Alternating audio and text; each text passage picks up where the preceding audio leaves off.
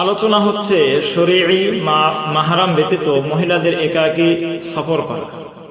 মহিলারা যে একাকী সফর করে, কোথাও বাইরে যায়, এটা আসলে শরীয়তে জায়েজ আছে কি না?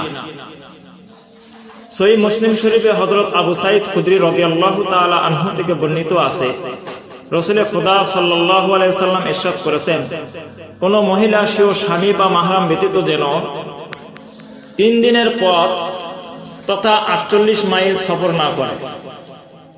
উল্লেখিত হাদিসে স্পষ্টভাবে মহিলাদেরকে একাকী সফর করতে নিষেধ করা হয়েছে।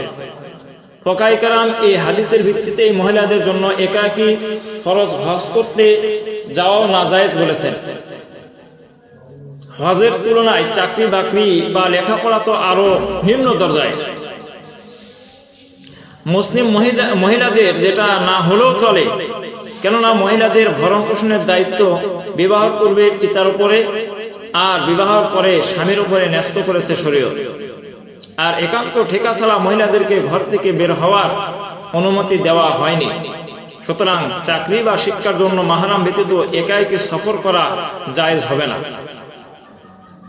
তবে হ্যাঁ, কোন মহিলা যদি এমন হয় যে তার স্বামীও নেই, পিতাও নেই এবং অন্য এমন কোন আত্মীয় নেই যে তার ভরণ পোষণের দায়িত্ব নিতে পারে, অন্যদিকে সেই মহিলার নিকটও এমন মাল সম্পদ নেই যার দ্বারা সেও প্রয়োজন মেটাতে পারে, তাহলে এমতো অবস্থায় তার জন্য প্রয়োজন পরিমাণ পর্দার পাবন্দির সাথে ঘর থেকে বের হওয়া জায়েজ। নিজের দেশ থেকে যদি এই প্রয়োজন পূর্ণ হয়, তাহলে কোনো অমুসলিম দেশে যাওয়ার তার কোনো প্রয়োজনই নেই।